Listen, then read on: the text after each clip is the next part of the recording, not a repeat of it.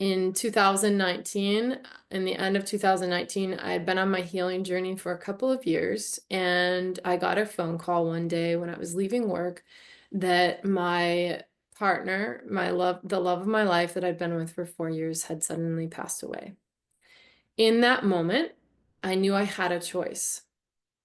I knew I had the choice to choose that life is messed up, choose that belief that life is messed up, life is unfair, or I had the choice to choose to heal. And I could continue focusing on life is unfair, life is messed up, or I'm choosing to heal. And in each moment, how I chose to see my experience, how I chose to relate to my experience, and the mindset that I embodied had a big impact on how I felt in that moment, as well as the actions I took from that place. If I had chosen that life is messed up, to focus on life is unfair, life is messed up, my life would undoubtedly be messed up and feel very unfair to this day, 5 years later. I'm so grateful that I had done enough mindset work and had an understanding of how I could choose the words and language that I use to describe my experience so that I chose to heal. And in every moment, I chose to heal. That's not to say it was easy. It was far from easy. It was a choice in every moment, breath by breath, I was choosing to heal, especially in that first year. But choosing a mindset that really supported my greatest and highest good, but also felt realistic, is what brought me to where I am now. Because eventually I did heal. Because I chose to heal and I made that commitment a non-negotiable thing for me, a non-negotiable choice, I did heal. And now I get to help people like you all over the world heal, become a more true, authentic version of themselves. I get to help people really honor their gifts as a highly sensitive person. And I get to really help people learn how to respond in situations where they may not know how to respond. I get to help people be healthy, access radiant health, and it's all based in mindset. So that's what we're going to be covering today, cultivating an empowering and compassionate mindset. This is a space for you to slow down, connect inward, and begin making powerful choices to support your growth. And together, we're going to explore practices that encourage discipline and self-compassion. We're going to help you align with your true self and honor your needs as a highly sensitive person. So let's begin this journey with an open heart and grounded presence. So take a deep breath with me, breathing in through the nose and slowly exhaling out of the mouth. So we've already started shifting our mindset by you choosing to invest in this training. Rather than buying yourself a specialty coffee today, you chose to buy yourself a mindset shift. You chose to shift your reality by engaging in this training. So I invite you to, as we're moving through this, try all the concepts on. Try all the practices out and just give them a shot. Try them on just like you would clothes when you go to the store. Try them on, see what fits, and just take what feels like is going to serve you. And you may need to practice these exercises and work with these concepts for a bit until they really start to shift and make a difference for you. And so you might want to try them on for 30 days. So I invite you to try all these practices and concepts on for 30 days. And after those 30 days, if you feel like something doesn't connect, doesn't support you, doesn't resonate, feel free to just leave that behind and only take what feels like is in alignment for you. So I invite you to commit to that right now. Commit to taking 30 days where you practice and embody these concepts, and then go from there. And know that when you change your mindset, you change your life. So even one of these concepts, if you really take it in and take action from that place, your life is going to totally transform. And I am so excited for you with what's already unfolding, with your choice to be here in this training with me right now. So the first concept I want to share is that I invite you to focus on being rather than having. Focus on your state of being rather than what you have. So there's an old model out there where a lot of people in our culture and many cultures all over the world, and when I say our culture, sorry, I know there are people all over the world watching this. I'm referring to my culture. In the US, there's a lot of focus on what we have. There's a lot of focus on the things that we have, the house we have, the clothes we have, the car we drive, the friends we have, the success we have, the money we have or don't have, the friends we don't have, the house we don't have. There's a lot of focus on things that we have, what we have. And then we think, once I have enough money, once I have more time, then I will take care of myself so I can be healthy. Once I have compassion, I'll do compassionate things so I can be compassionate. When I have more love, then I'll do loving things so I can be loving. So that's the old model. Have, do, be.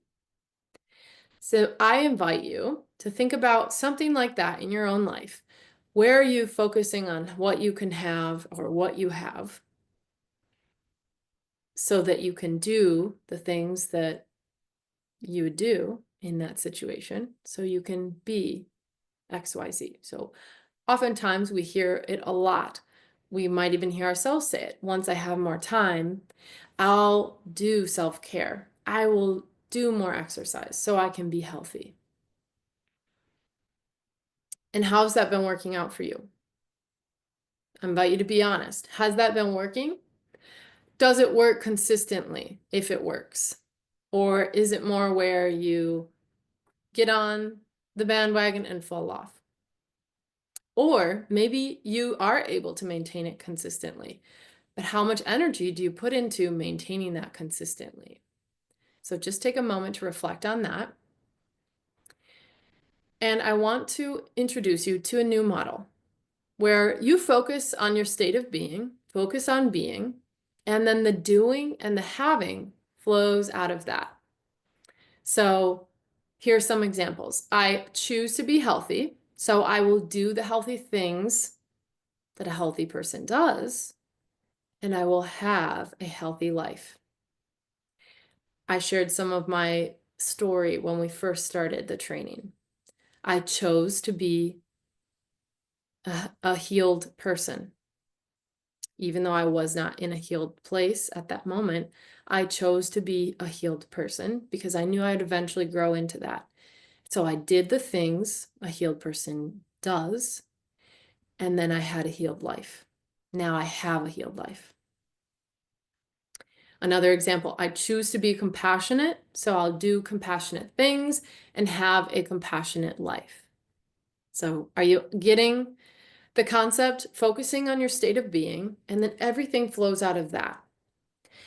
And the amount of energy that you have to put into the being, focusing on your state of being, generating that from within, is so much less than having to focus on having in all areas of life and then doing all these things and trying to maintain it, rather than just focusing on who you are and then just trusting, knowing that naturally who you are is going to be how you show up. So choosing who you are impacts how you show up. It impacts the actions that you take. So you're automatically going to be doing those things to help you get the results that you'd like to have. And when we focus on our state of being, we automatically begin to shift and change. We begin to heal, we begin to grow, we transform and elevate ourselves in our experience. So I invite you to reflect for a moment. Who can you be to support you in being a mindset master? Who can you be to support you in owning your life? Who can you be to support your healing path? Who can you choose to be to support you in thriving?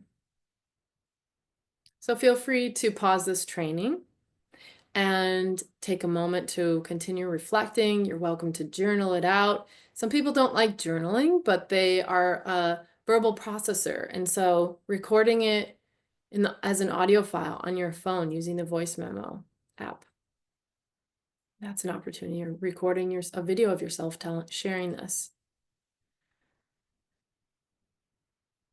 So I welcome you to reflect as long as you'd like, then come back to the training. You're also welcome to just jump into the next concept with me.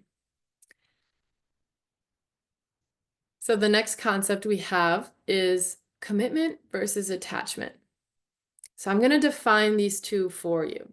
So commitment is choosing how you show up and focusing just on who you are being. Commitment is living with presence and intention, regardless of results, regardless of the outcomes, just living with presence and intention. Attachment, on the other hand, when we're attached to specific outcomes, we often define ourselves from those outcomes. So here are some examples. An example of commitment is noticing that I missed my self-care practice this morning. And so I set an intention to prioritize it moving forward. No self-judgment, no harsh criticism, no feeling tired or de-energized or frustrated or discouraged, just noticing because I committed to being a healthy person. So I will do the things that a healthy person will do. And part of that is acknowledging when I don't show up for myself in that way, and then creating a plan to prioritize it moving forward. So that's commitment. An example of attachment, when I notice I miss my self-care, it might be that I judge myself as a failure for missing self-care because I committed to doing self-care for myself every day, but I'm attached to me specifically doing those things every day. And so I start to judge myself because I'm attached, or I'm hard on myself because I'm attached to that specific result, that specific outcome happening. So I want you to reflect on that for a moment. In what area of your life do you have the opportunity to focus on being committed versus being attached? And where are you focusing on having versus being? And how can commitment shift your experience? A big example that I hear all the time with clients is in our love life, in our relationship. When we're focused on our relationship being a specific way, our partner behaving a certain way, speaking to us in a certain way, we're attached to it looking a certain way. When we're expecting or attached to the relationship going a certain way, that's focusing on having. And when we shift from that place of having into being, focusing just on being a loving person, I guarantee you, your relationship will completely transform. Your marriage will totally shift. Because when we show up differently, when we change, everything changes around us. So when we focus on being loving, we're automatically, naturally going to do the things a loving person would do. And then we will therefore have the life, the dreamy life of love that we all so desire. And when we're committed to showing up and being loving and set the intention to prioritize that moving forward, that really shifts things.